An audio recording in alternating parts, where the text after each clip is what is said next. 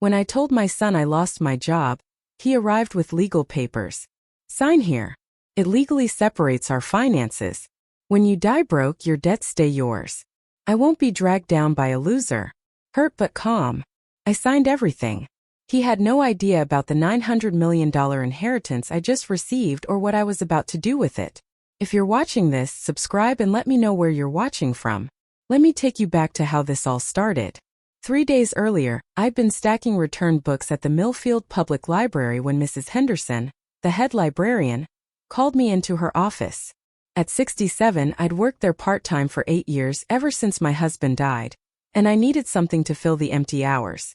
Margaret, she said, not meeting my eyes. Budget cuts mean we have to eliminate your position. Today is your last day. Just like that, 8 years of service gone. They gave me a cardboard box and 15 minutes to pack my desk. I drove home to my small apartment, feeling like the world was crumbling beneath my feet. My Social Security barely covered rent, and that library job paid for groceries and utilities. But that evening, something extraordinary happened. The mail carrier knocked on my door with a certified letter from Switzerland. Inside was a letter from a law firm informing me that my great-aunt Beatrice, a woman I'd met exactly once at a family reunion 30 years ago, had died and left me her entire estate. The number made me sit down hard. $900 million. I read it 3 times. Sure, it was a mistake, but the lawyers were very real, very Swiss, and very serious. Aunt Beatrice had made a fortune in rare art and European real estate. She'd never married, had no children, and apparently remembered the one family member who'd actually talked to her about her paintings that day in 1995. I should have been ecstatic. Instead, I felt oddly calm as I folded the letter and put it in my kitchen drawer. I didn't call anyone. I didn't celebrate. I just made myself tea and sat at my little table, thinking about how my life had just completely changed. The next morning, David called. Mom, I heard about the library. Look, I know this is hard, but Patricia and I have been talking. Patricia, my daughter-in-law, who treated me like an inconvenient obligation. We think this might be a blessing in disguise, a chance for you to downsize, simplify your life. What he meant was, move somewhere cheaper so you're not our problem. I told him I was fine, that I'd figure something out.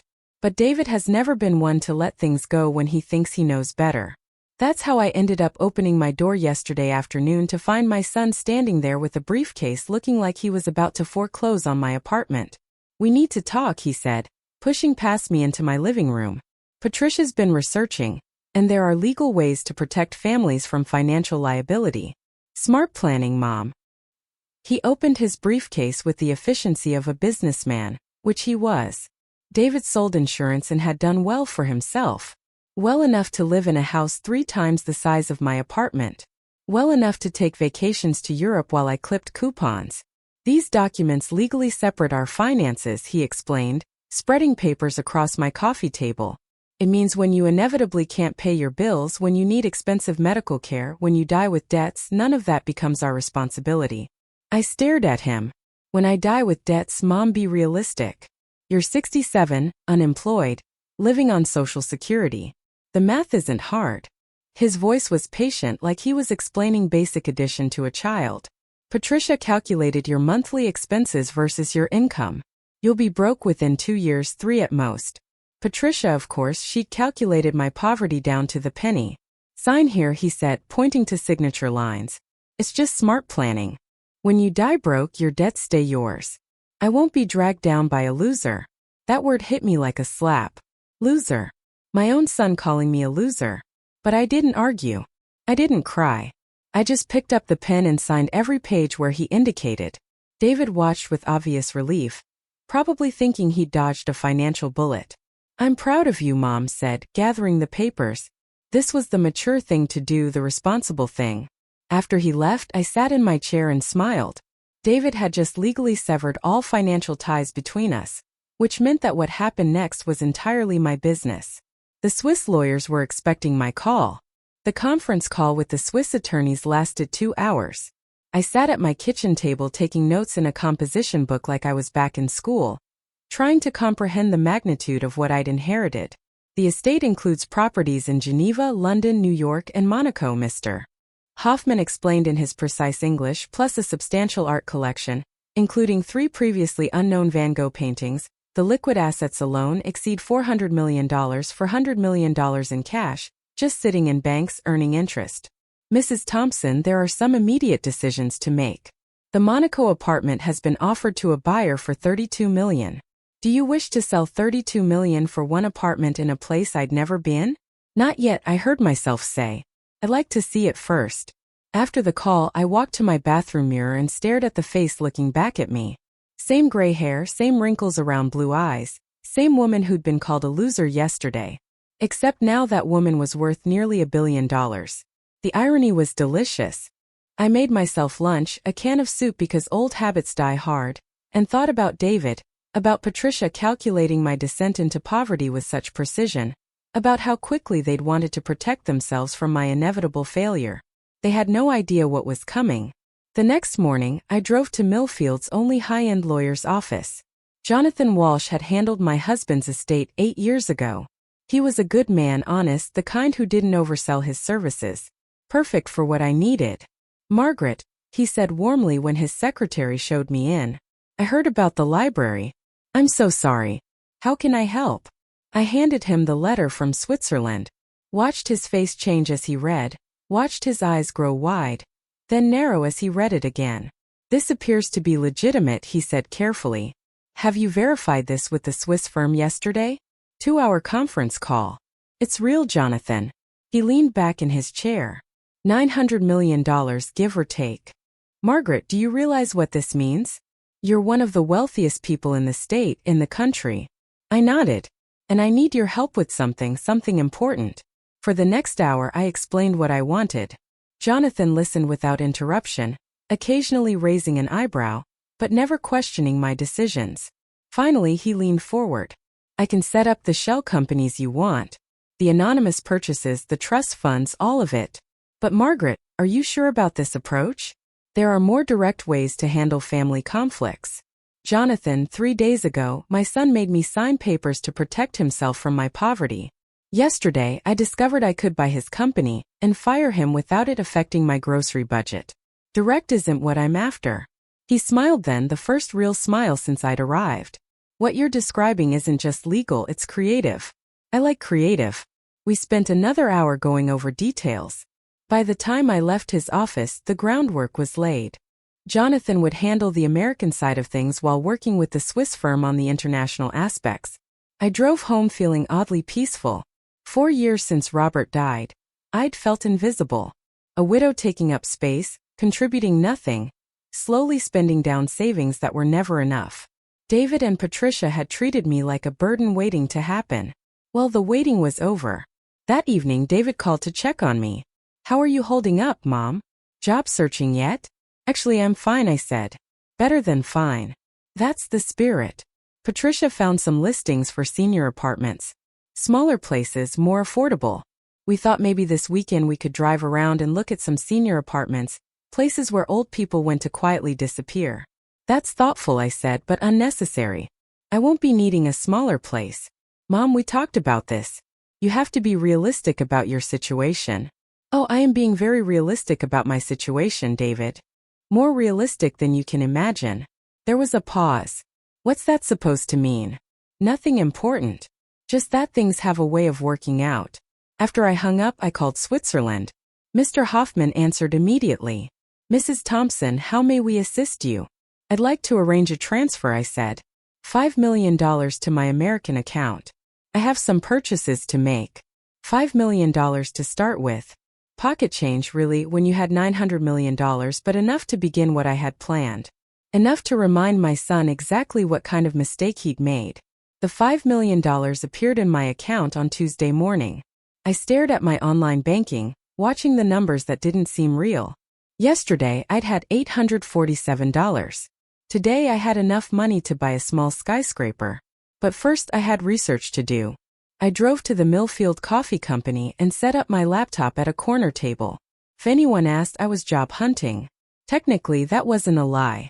I was hunting for information about someone's job. David worked for Morrison Financial Services, a mid-sized insurance company that specialized in commercial policies. He'd been there 8 years, worked his way up to regional sales manager, made decent money. According to the company website, they handled policies for about 60% of the businesses in our county. More importantly, according to the public records I found, Morrison Financial was privately owned by the Morrison family. 3 brothers who'd inherited the company from their father, the kind of family business that might be interested in selling to the right buyer for the right price. I spent 3 hours researching Morrison Financial's revenue, client base, market position. By the time I finished my second coffee, I had a clear picture of a solid, profitable company worth approximately $12 million. Perfect. Next, I researched Patricia's interior design business. Sophisticated spaces operated out of a rented office downtown and catered to upper-middle-class clients. She had 3 employees and a decent reputation, but like most small businesses, she lived client to client. According to her business filings, she cleared about $80,000 a year in profit. Also perfect. Wednesday morning, I met with Jonathan Walsh again. He'd had time to process my request and had questions. The Morrison acquisition will take time, he explained. I've made discreet inquiries through intermediaries. The family is intrigued but cautious. They want to know who the buyer is. What did you tell them? That my client represents European investors interested in expanding their American portfolio. It's vague enough to be believable and exotic enough to be intriguing. I smiled. And Patricia's office building easier. The owner is eager to sell. Commercial real estate has been slow. Your offer of $2 million for a building worth $1.3 million got his attention immediately. Excellent. Make both offers, Margaret. Jonathan hesitated. I have to ask, what's the endgame here? You'll own your son's company and your daughter-in-law's building. Then what? I thought about David's voice yesterday, checking on my job search like I was a charity case. About Patricia calculating my poverty. About the legal papers that severed me from their lives the moment I became inconvenient. Then I teach them about consequences, Jonathan. About what happens when you discard family because you think they're worthless. He nodded slowly. I see. And if they apologize, if they realize their mistake, they won't realize anything until it's too late. People like David and Patricia don't apologize until the damage is already done. Thursday afternoon, I got my first confirmation. The owner of Patricia's office building had accepted my offer. By next week, I would be Patricia's landlord. I celebrated by buying groceries without checking prices. Small rebellions but satisfying ones. Friday brought a call from David. Mom, how's the apartment hunting going? I've decided not to move, I said. What? Mom, we talked about this. You can't afford to stay where you are. I can afford anything I want, David. Silence then carefully. What does that mean? It means I'm fine. It means you don't need to worry about me becoming your financial burden. Are you seeing someone? His voice sharpened. Mom, please tell me you haven't fallen for some romance scam. Elderly people are targeted all the time. Elderly people like I was a doddering fool waiting to be taken advantage of. No romance scam, David. I'm just not the charity case you think I am. Then where is this confidence coming from? 3 days ago you were unemployed and scared. I smiled, looking out my apartment window at the town where I'd lived for 40 years. The town where everyone knew Margaret Thompson as the quiet widow who worked at the library. Soon they'd know her as something else entirely. I received some unexpected good news, I said. My situation has improved dramatically. What kind of good news? The kind that changes everything. After I hung up, I called Jonathan. Any word from Morrison Financial? They want to meet next week. They're very interested, but they want assurances about financing and the buyer's intentions. Tell them the buyer intends to honor all existing contracts and maintain current operations. No layoffs, no restructuring. That should reassure them. Margaret, they're asking for $14 million now. Apparently, word got out about the European interest and they're testing the market. $14 million instead of 12. I almost laughed. Accept their price, I said. But I want the sale completed within 30 days. That's very fast for this type of transaction. Jonathan, I have $900 million earning interest in Swiss banks. $14 million is what I spend on coffee. The next week would bring interesting conversations. Patricia would discover her rent was increasing dramatically. David would learn his company had new owners, but they still wouldn't know the most important thing of all. They wouldn't know that the woman they dismissed as a loser was about to become their boss. Monday morning, Patricia called me in tears. Margaret, something terrible happened. My landlord sold the building to some foreign investment company, and they're tripling my rent. $3,000 a month. I can't afford that. I made appropriate, sympathetic noises while stirring my coffee. Through Jonathan's shell company, I was now Patricia's landlord. The rent increase was perfectly legal. Her lease was month to month and I'd given proper notice. That's awful, dear. Have you talked to them? I tried calling, but they won't negotiate. The property management company says the new owners want to maximize the investment potential of the building. Her voice cracked. I don't know what to do. I'll have to move, but there's nothing available in my price range downtown. Everything else would mean losing most of my clients. I'm so sorry this is happening. David thinks I should ask you for help with the deposit on a new place, but I told him absolutely not. You have enough to worry about with your own situation. How thoughtful. They wouldn't ask me for money because they thought I didn't have any. Have you considered expanding your business? I asked innocently. Maybe this is an opportunity to think bigger. With what money, Margaret? I'm barely keeping the lights on as it is. This rent increase will kill me. After Patricia hung up, I called Jonathan.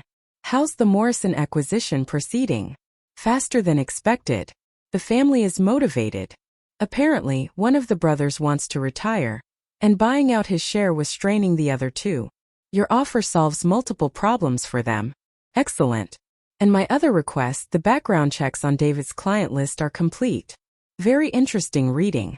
Jonathan had investigated David's sales record and client relationships, not to harm him, but to understand exactly how good he was at his job. The answer was moderately successful, but not irreplaceable. David had charm and persistence, but several of his major accounts had expressed frustration with his service. Most importantly, his biggest client, Hartwell Manufacturing, had been considering switching insurance companies for months. What did you find about Hartwell? They've been unhappy with response times and claim processing. David's been managing the relationship, but barely. One more service failure and they'll likely leave. Perfect. I want you to arrange a lunch with Mr. Hartwell. Tell him you represent a European insurance company interested in acquiring clients in the American market. Margaret, you can't steal your son's clients. I'm not stealing anything. I'm offering better service. Business is business, right? Isn't that what David would say? Tuesday afternoon, David called with his own crisis. Mom, something weird is happening at work. The owners are selling the company to some European conglomerate. Came out of nowhere. That sounds exciting. I said new opportunities. I don't know. Nobody knows anything except that the sale is happening fast. Mr. Morrison says the new owners want to keep everything the same. But you know how these things go. New ownership usually means changes. I'm sure you'll be fine. You're good at what you do. Yeah, but good enough for European standards. These people might have completely different expectations. I almost felt sorry for him. Almost. Wednesday brought a delightful development. Mr. Hartwell agreed to meet with Jonathan about switching his company's insurance needs. The meeting was set for Friday at the country club. Thursday evening, Patricia called again, more desperate now. Margaret, I have until Friday to decide whether to sign the new lease or move out. The property management company won't budge on the rent. David thinks I should take out a loan to cover the difference, but the bank won't approve me for enough. What will you do? I don't know. Maybe I'll have to close the business. Start over somewhere cheaper outside town. The defeat in her voice was complete. Patricia, who'd calculated my financial ruin with such precision, was now facing her own. I'm sorry this is so difficult. The worst part is the timing. I finally had some momentum, some good clients. Mrs. Richardson just hired me to redecorate her entire house. A $50,000 project. But if I have to move, I'll lose her and everyone else. After she hung up, I sat in my chair thinking about Patricia. She wasn't evil, just thoughtless. She'd never considered that her calculations about my poverty might hurt. In her mind, she was being practical, realistic, smart. Now she was learning what it felt like to have someone else control your financial future. Friday afternoon, Jonathan called with news. Morrison Financial is officially sold. Paperwork completed, money transferred. You now own David's company and Hartwell Manufacturing. Mr. Hartwell was very impressed with our proposal. He's ready to switch insurance companies immediately. He asked when we could take over his policy. Tell him Monday. And Jonathan, I want David to be the one who has to call Hartwell and tell him about the account transition. Margaret, that's business. David will be following company protocol, informing clients about service changes. Nothing inappropriate about that. I hung up and made myself dinner, humming softly. Tomorrow was Saturday. David and Patricia would spend the weekend worrying about their futures, not knowing that their fates were entirely in my hands. On Monday, David would arrive at work to discover his new boss. Patricia would have to decide whether to pay rent she couldn't afford or lose the business she'd built. And I would still be just their poor, unemployed mother, the loser they'd legally severed from their lives for now. Monday morning, I dressed carefully in my best navy blue dress and drove to Morrison Financial Services. Time to meet my employees. David's car was already in the parking lot when I arrived at 9 a.m. Through Jonathan's arrangements, I was scheduled to meet with the management team at 9:30 to introduce myself as the representative of the new ownership group. I sat in my car for a few minutes watching David through the office windows. He was at his desk, probably reviewing client files, preparing for what he thought would be a normal day. In 30 minutes, his world would tilt sideways. Jonathan met me at the front door. Ready for this? I've been ready since he called me a loser. The conference room held 6 people. The 3 Morrison brothers who were staying on temporarily to ease the transition, David, another sales manager named Robert, and Sarah from accounting. They all stood when Jonathan and I entered. Ladies and gentlemen, Jonathan said, I'd like you to meet Mrs. Margaret Thompson, representing the new ownership. David's face went through several expressions in rapid succession. Confusion, disbelief, then something approaching panic. Mom! His voice came out as a squeak. Hello, David. Surprised to see me. The Morrison brothers looked between us uncertainly. You two know each other? Asked the eldest, Frank Morrison. Mrs. Thompson is my mother, David said weakly. What a wonderful coincidence, I said smoothly. I had no idea David worked here when my associates recommended Morrison Financial as an acquisition target. That was technically true. I'd known David worked there, but my associates had indeed recommended it after I'd told them to. Mom, I don't understand. How are you representing investors? You just lost your job at the library. I smiled at him with the same patience he'd shown me when explaining why I'd die broke. David, my circumstances have changed recently. Quite dramatically, actually. Frank Morrison cleared his throat. Should we postpone this meeting given the family connection? Not at all, I said. Business is business. Isn't that right, David? For the next hour, I reviewed operations with the management team. Morrison Financial was exactly what I'd expected. Solid, profitable, but lacking vision for growth, perfect for my purposes. I want to assure everyone that there will be no immediate changes, I announced. Salaries remain the same, benefits unchanged, and all current client relationships will be honored. What about long-term plans? Asked Robert. We'll be investing in technology upgrades and expanded services. The goal is growth, not cost-cutting. David hadn't spoken since his initial shock. He sat staring at me like I was a mirage that might disappear if he blinked. After the meeting, I asked to speak with David privately. The others filed out, leaving us alone in the conference room. Mom, what the hell is going on? Language. David, don't. Just don't. How did you buy this company? Where did you get the money? I inherited it. Inherited what? From who? From my great-aunt Beatrice. You remember her from Uncle Harold's funeral? The weird old lady with the paintings. Mom, she lived in a tiny apartment. I almost laughed. Aunt Beatrix's tiny apartment in Geneva was worth $40 million, but David's memory was selective. Appearances can be deceiving, I said. Aunt Beatrice was quite wealthy. How wealthy? Wealthy enough to buy this company without affecting my grocery budget. David's face had gone pale. Mom, please tell me this isn't some kind of revenge thing because of the papers I asked you to sign. Revenge? I considered the word. No, not revenge. Education. What kind of education? The kind that teaches you not to call your mother a loser. David flinched. I didn't mean it like that. How did you mean it? I was being practical. Realistic about your situation. My situation has changed, David, dramatically. And now I'm being practical about yours. He was quiet for a long moment. Then are you going to fire me?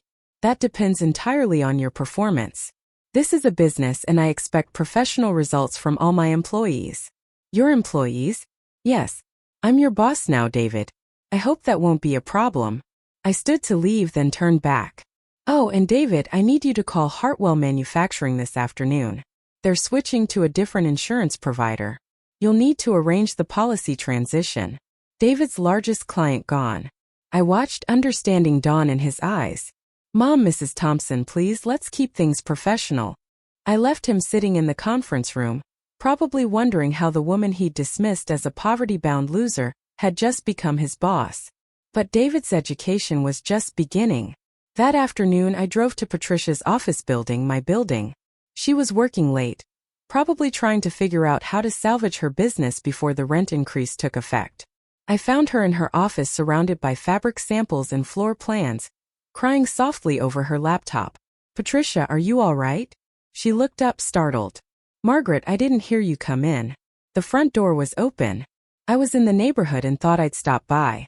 I'm just trying to finish this proposal for Mrs. Richardson. If I can get her deposit, maybe I can afford the new rent for another month while I look for a different space. Any luck finding somewhere else? Nothing. Everything decent is either too expensive or too far from my client base. She wiped her eyes. I'm starting to think I should just close the business and start over somewhere else. Maybe move back to Ohio near my sister. Ohio, 3 states away. David would love that. His wife gone. His mother-in-law problem solved. That seems drastic. What choice do I have? These new owners are impossible. They won't negotiate. Won't consider a payment plan. Nothing. It's like they want me gone. I sat down across from her desk. Patricia, can I ask you something? Of course. Do you remember the conversation we had last month about my financial future? She looked confused. What conversation? When you calculated how long my savings would last. When you figured out I'd be broke in 2 or 3 years. Her face flushed red. Margaret, I was just trying to help David plan. Plan for what? Plan for when? When you might need help. When I'd be a burden. That's not what I meant, isn't it? You calculated my poverty down to the penny. Patricia, you convinced David I'd drag him down financially. You made him get those papers to protect himself from my inevitable failure. Patricia was crying again. I was trying to be practical. So am I. I stood up and walked to her window, looking down at the street below. My street and my building. Sometimes being practical means accepting difficult truths, I said without turning around. Sometimes it means making hard choices about who deserves your help and who doesn't. Margaret, I don't understand what you're trying to say. I turned back to face her. I'm saying that consequences have a way of catching up with us. Patricia, the things we do, the judgments we make, the way we treat people, it all comes back eventually. Are you angry about the papers? Because David explained that. I'm not angry. I said truthfully. I'm educated. I walked to the door, then paused. Good luck with Mrs. Richardson's proposal. I hope the deposit works out for you. After I left, I sat in my car outside the building, watching Patricia through the window. She was staring at her computer screen, probably trying to make sense of our conversation. Tomorrow she'd have to decide. Pay the impossible rent or lose everything she'd built. And still neither she nor David had any idea who was really controlling their fates. Tuesday afternoon, David appeared at my apartment door. I'd been expecting this visit since Monday's revelation at Morrison Financial. We need to talk, he said, pushing past me into my living room.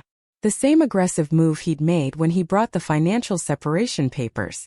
But now his confidence was shaky. Of course. Would you like coffee? Mom, cut the act. I know what you're doing. What am I doing, David? You bought my company to get back at me. And somehow you're connected to Patricia's rent situation too. I poured myself coffee, not offering him any. That's quite an accusation. Is it true? Which part? All of it. I sat down in my chair, the same one where I'd signed his papers. Yes, it's true. David stared at me. Whatever he'd expected. Simple honesty, wasn't it? Why? Because you called me a loser. Because you and Patricia calculated my descent into poverty like it was entertainment. Because you made me sign papers to protect yourself from my inevitable failure. I was trying to be responsible. You were trying to discard me before I became inconvenient. David began pacing, his insurance salesman composure completely gone. Okay, I handled it badly. I'm sorry, but this is insane. Mom, you can't just buy people's lives because your feelings got hurt, can't I? I seem to be doing exactly that. Where did this money come from? Aunt Beatrice died broke in that tiny apartment. Aunt Beatrice owned that tiny apartment in the most expensive district of Geneva. She also owned a villa in Monaco, a house in London, and art worth more than most people make in their lifetimes. How much money are we talking about? I sipped my coffee watching him squirm. Enough. Mom, please. I need to know what I'm dealing with here. What you're dealing with is the consequence of your choices, David. He stopped pacing. What do you want from me? I want you to understand something. For 8 years since your father died, you've treated me like a burden waiting to happen. You've been polite but distant, helpful but calculating. You and Patricia have measured my worth in dollars and cents. That's not fair, isn't it? When was the last time you called me just to talk? When did you ever visit without needing something? When did you treat me like family instead of an obligation? David was quiet for a long moment. Then I don't know how to fix this. I don't think you can. What does that mean? It means I've learned something important about you. David, when you thought I was poor and helpless, you discarded me. Now that you know I have money, you're here trying to fix things. But it's not me you want to fix. It's your situation. That's not true, isn't it? Are you here because you love me, or because you're scared I'll fire you? He couldn't answer, which was answer enough. Here's what's going to happen, I continued. You'll keep your job as long as you perform well. I'm a fair employer, but our personal relationship that ended when you made me sign those papers. Mom, Mrs. Thompson at work, please. David's phone rang. He glanced at it, his face growing pale. It's Patricia. Answer it. He put the call on speaker. Patricia's voice filled my living room high and panicked. David, I figured it out. Margaret's behind the building sale. She's the one raising my rent. David looked at me. I nodded. Confirmation. How did you find out? He asked. I hired a private investigator to trace the ownership. The shell company leads back to a Swiss firm that represents Margaret Thompson. She's our mystery landlord. She's here now, David said quietly. Margaret? Margaret, are you listening? I'm here, Patricia. Why are you doing this to us? I'm not doing anything to you, Patricia. I'm making business decisions based on market values and investment potential. That's and you know it. Language, dear. You're destroying my business because of those stupid papers David made you sign. The papers that legally severed our financial relationship. The ones that protected you from my inevitable poverty. Silence from Patricia's end. I'm simply applying the same practical thinking you used when you calculated my financial ruin. I continued. Business is business, right? This is different. How? Because we're family. I laughed. A sound without humor. Family. That's interesting. When I was unemployed and scared, family meant protection from liability.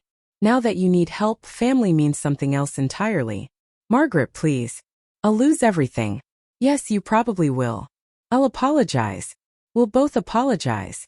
Whatever you want us to say. I don't want apologies, Patricia. I want you to understand what it feels like to have someone else control your future. To know that someone you trusted thinks you're worthless. David cleared his throat. Mom, how much money did Aunt Beatrice leave you? I finished my coffee and set down the cup. $900 million. The silence was absolute. David sat down hard on my sofa. Patricia's line went quiet except for the sound of her breathing. 900 million. David's voice was barely a whisper. Give or take. And I called you a loser. Yes, you did. Mom, I had no idea. Of course you didn't. If you had, you would have treated me very differently. But that's exactly the point, isn't it? Your respect was conditional on my bank account. David buried his face in his hands. Patricia was crying audibly through the phone. What happens now? Patricia asked. I stood up, smoothing my dress. Now you both learn what it's like to live with uncertainty. To have someone else hold your future in their hands, to be judged and found wanting. For how long? That depends on how long it takes you to understand what you've done. After they left, David walking like a man heading to his execution. Patricia sobbing through the phone about lost clients and ruined dreams. I sat in my chair and thought about the last 2 weeks. 2 weeks ago, I'd been Margaret Thompson, unemployed library worker heading toward poverty independence. Today I was Margaret Thompson, multimillionaire, employer, landlord, the same person, but treated entirely differently based on one thing: money. David and Patricia were learning that lesson now. Learning that their calculations about my worth had been more than miscalculations. They'd been revelations about who they really were. And we were only halfway through their education. Patricia's business died slowly, then all at once. Within 2 weeks of the rent increase, she lost 3 major clients who couldn't follow her to a cheaper location outside town. Mrs. Richardson's $50,000 project vanished when Patricia had to admit she might not have an office to work from. I watched it all unfold from my new office at Morrison Financial, where I'd taken a small suite next to David's workspace. Not to micromanage, I assured the staff, but to understand the business I'd purchased. Really, I just enjoyed watching David squirm every time he saw me. "Mom," he said one Thursday morning, appearing in my doorway with dark circles under his eyes. "We need to discuss Patricia's situation." "What about it?" "She's closing the business. She can't afford the rent and moving killed her client base." "That's unfortunate. You could help her." "How?" "Lower the rent. Give her time to rebuild something." I leaned back in my chair the same way he'd leaned back when explaining my inevitable poverty. "David, why would I do that?" "Because she's family." "Family?" I savored the word like when she calculated my descent into poverty for your entertainment. She was trying to help plan for your future. "My future is your burden." David ran his hands through his hair. "What do you want from us? Blood? I want you to understand consequences. Patricia spent years treating me like an inconvenience. Now she's learning what it feels like to be discarded. She's my wife and I'm your mother, but that didn't stop you from calling me a loser." David left without another word. Through my window, I watched him walk to his car, shoulders slumped in defeat. That afternoon, Jonathan called with news. The Monaco apartment sold for $32 million as expected. Also, there's been an interesting development with Hartwell Manufacturing. Oh, they're so pleased with their new insurance provider that they're recommending us to their business partners. 3 more companies want to switch from Morrison Financial. I smiled. How delightful. And David's commission on the lost accounts. Approximately $40,000 this quarter. That's a significant hit to his annual income. David made decent money at Morrison Financial, but losing his biggest clients would cut his salary by nearly 30%. Just enough to make life uncomfortable without being devastating. Perfect. What about Patricia's business closure? She filed bankruptcy paperwork yesterday. The business assets will be liquidated to pay creditors. Patricia, who'd built sophisticated spaces over 8 years, was losing everything. Her reputation, her client list, her independence, and my other project. The research is complete. David and Patricia's mortgage company is very interested in your acquisition offer. I'd been busy beyond just buying David's workplace and Patricia's building. Their mortgage holder, Millfield Community Bank, was a small institution that I could easily purchase, not to foreclose on their house, but to control their financial future completely. Excellent. Make the offer. That evening, David and Patricia came to my apartment together. Both looked like they'd aged years in the past month. "Mom," David said carefully, "we want to make this right." "How?" Patricia spoke up, her voice shaky. "We know we hurt you. We were thoughtless and cruel and we're sorry." "Are you sorry for what you did or sorry you got caught?" "Both," David said honestly. "But mostly for what we did, I see. And if I'd never inherited money, if I'd actually become the burden you predicted." They exchanged glances. "We would have helped you," Patricia said unconvincingly. "Would you, even after making me sign papers to protect yourselves from my debts?" Silence. "Here's what I think," I continued. "You're sorry because your calculations were wrong. You're sorry because the worthless old woman turned out to be worth $900 million. But you're not sorry for treating me like garbage when you thought I was powerless." "That's not fair," David protested. "Fair? Was it fair when you made me sign legal documents because you thought I'd die broke and drag you down?" Patricia started crying. "I've lost everything, Margaret. My business, my reputation, 8 years of work." "Yes, you have. Doesn't that satisfy you?" I thought about it seriously. "Not yet. They left looking broken, which should have felt satisfying. Instead, I felt oddly empty. Revenge wasn't as sweet as I'd expected, but I wasn't finished yet. Friday morning brought the news I'd been waiting for. Jonathan called with confirmation. Millfield Community Bank accepted your offer. You now own David and Patricia's mortgage. Excellent. Current balance? $240,000. They've been making payments on time, but they're already stretched thin with Patricia's business closure. Through my office window, I could see David at his desk, probably working on damage control after losing another client to our mysterious European competitors. He had no idea his mother now held the deed to his house. What are the terms of their current mortgage? Standard 30-year fixed rate, monthly payment of $1,800. But there's something interesting in the fine print. What? A clause allowing the lender to call in the full loan amount if the borrower's financial situation changes significantly. Patricia's bankruptcy filing could trigger that clause. I smiled. Could it now? Margaret, are you really going to foreclose on your son's house? I'm going to give them choices, Jonathan. The same kind of choices they gave me. That afternoon, I implemented phase 2 of my education program. I had Jonathan send official letters to both David and Patricia informing them of the mortgage transfer and requesting updated financial statements. David appeared in my office an hour after receiving his letter. You bought our mortgage? I bought the bank that holds your mortgage. There's a difference. Is there? Of course. I'm a responsible lender. I want to ensure my investment is secure. David stared at me like I'd grown a second head. Mom, you own my house. The bank owns your house until you pay off the loan. I own the bank. Same thing. Not quite. As long as you make your payments, nothing changes. And if we can't make the payments, then we'll discuss options. David's face went pale. Patricia's unemployment benefits run out next month. Without her income, you'll have to make adjustments. What kind of adjustments? I pulled out a file folder. Well, there are several options.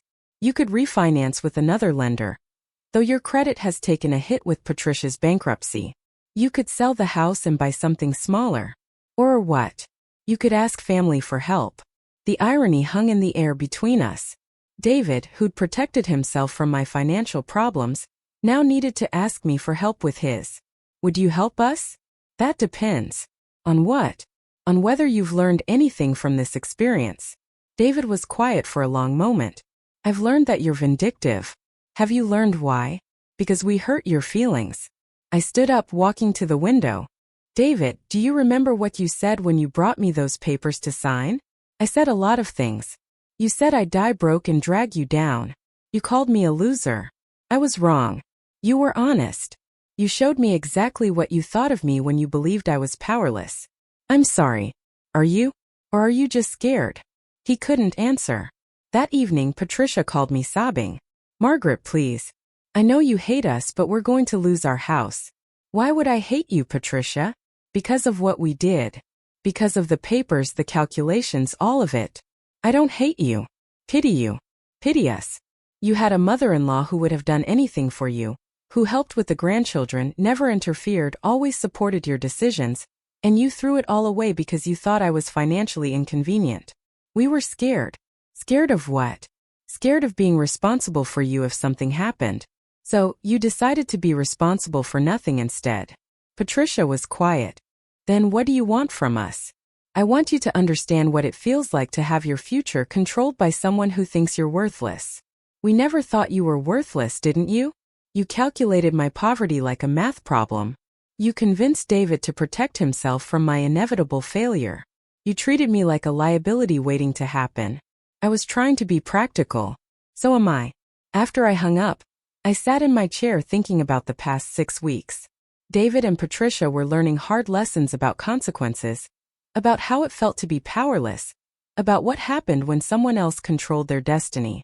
But tomorrow would bring an even bigger revelation. Tomorrow they'd discover just how far their education was about to extend. Saturday morning, I drove to David and Patricia's house for the first time since this all began. They'd invited me for what they called a family discussion, but I knew desperation when I heard it. Patricia answered the door looking exhausted. Margaret, thank you for coming. Their beautiful colonial home, the one with the mortgage I now owned, showed signs of financial stress. The landscaping I'd unknowingly funded last year was perfect, but the windows needed cleaning, and the paint was starting to chip. Coffee, Patricia offered. Thank you. David was waiting in their living room dressed casually, but looking like he was preparing for a job interview, which in a way he was. Mom, we've been talking, he began once we were all seated, about everything that's happened, about what we did to you, and we want to make it right. I sipped my coffee, waiting. Patricia leaned forward. We know we can't undo what we did, but we want to try to rebuild our relationship. How? However you want, David said. Whatever it takes. Interesting. And if I'd never inherited money, if your calculations had been correct and I'd become the burden you predicted, they exchanged glances. We would have helped you, Patricia said. Even after the legal separation papers, we would have found a way, would you? Because those papers specifically prevented you from being liable for my debts. Even if you'd wanted to help, you couldn't have. David shifted uncomfortably. We didn't think it through. Or you thought it through perfectly. You protected yourselves from my poverty, while keeping the option to benefit from any unexpected wealth. That's not how we saw it. How did you see it? We saw an elderly woman who was going to struggle financially, and we wanted to protect our children's inheritance. The honesty was startling. Even now they were thinking about money. Your children's inheritance. From whom? From us, Patricia said quickly. From our hard work. Not from me. We never expected anything from you because you thought I had nothing to give. Another uncomfortable silence. Let me share something with you, I said, setting down my coffee cup. Yesterday, I purchased 3 more businesses in town. The hardware store where David shops for his weekend projects, the daycare where you send the children, and Patricia's favorite restaurant downtown. Their faces went white. Why? David whispered. Because I can. Because I have $900 million and the power to reshape this entire town if I choose to. Mom, this is insane. Is it? Or is it educational? I stood up, walking to their mantel where family photos smiled down at us. Pictures of holidays, vacations, happy moments when they'd included me out of obligation rather than love. David, you're going to resign from Morrison Financial. What? You heard me. Monday morning you'll submit your resignation. I can't do that. It's my job. Our income. Our income. I thought you'd legally separated our finances. Patricia started crying again. Margaret, please. We get it. We understand what we did wrong. Do you? Then explain it to me. We treated you badly when we thought you were poor. And Anne and we only care now because you're rich. Finally, a moment of actual honesty. That's right, Patricia. If I died broke like you predicted, you would have felt justified in protecting yourselves from me. But I didn't die broke. So now you're scrambling to get back in my good graces. What do you want us to do? David asked desperately. I want you to experience powerlessness. I want you to know what it feels like when someone else controls every aspect of your life. For how long? Until you understand. Understand what? That respect shouldn't depend on bank account balances. That family means loyalty, even when it's inconvenient. That love isn't conditional on someone's financial usefulness. I walked to the door, then turned back. David, your resignation letter is due Monday. Patricia, I'm buying your sister's house in Ohio. The one you mentioned wanting to move near. Consider it a going-away gift. You're forcing us to leave. I'm giving you the same choice you gave me.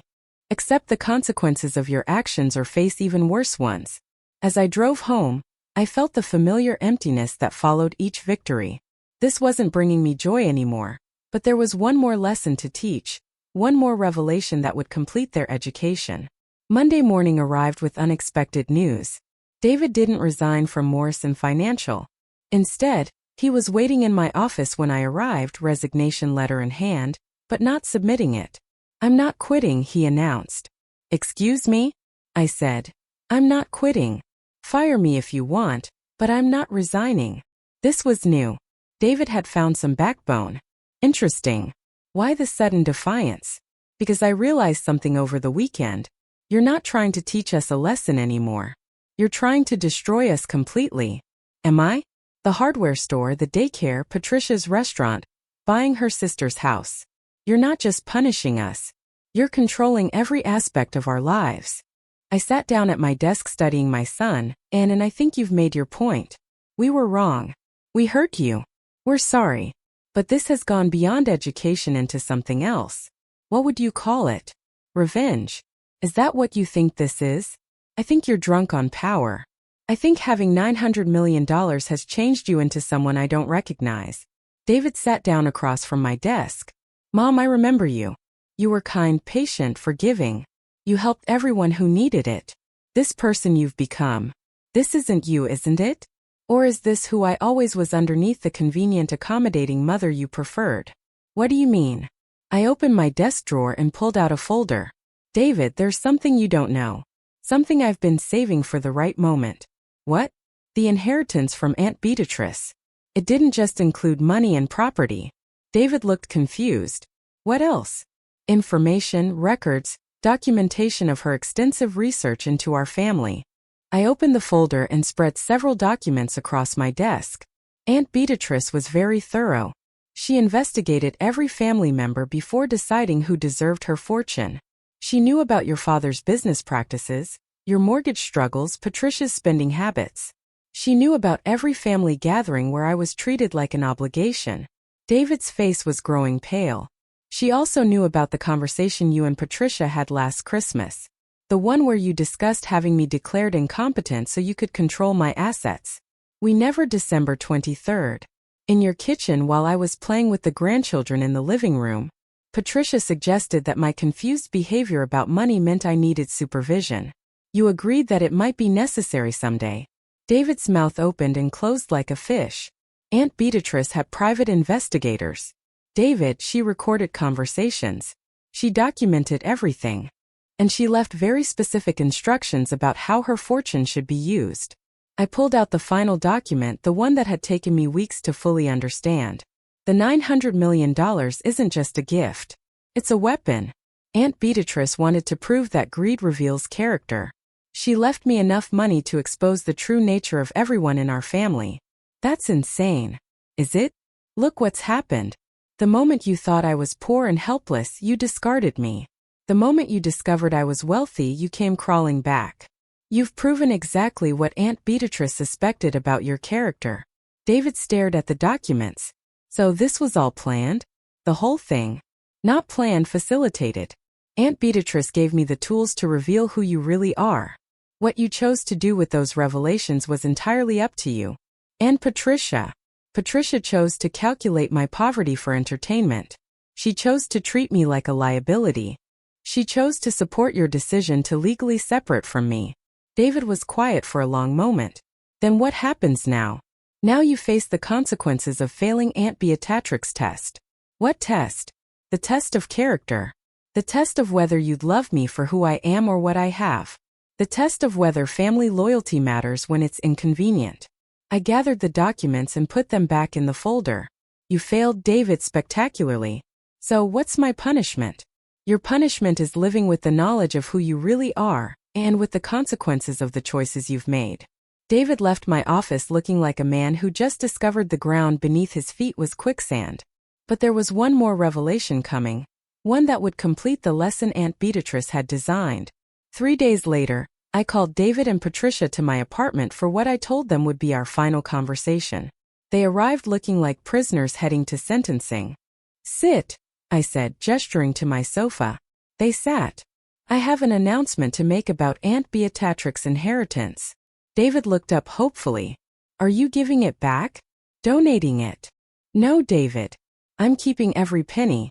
But there's something you need to understand about what that money represents. I walked to my kitchen table where I'd laid out all of Aunt Beatrix's documents, including some they hadn't seen yet. Aunt Beatrix's final letter to me contained specific instructions. She wanted me to use her fortune to conduct what she called character experiments on our family members. Patricia spoke up weakly. What kind of experiments?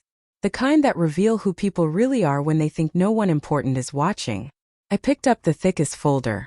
This contains detailed records of every family interaction for the past 10 years. Every slight, every dismissal, every time I was treated as less than. Aunt Beatrice documented it all. How? Private investigators, recording devices. She was very thorough. David's face had gone ashen. She was spying on us. She was collecting evidence. Evidence of how her family treated the most vulnerable member when they thought there were no consequences. I opened the folder and pulled out a transcript.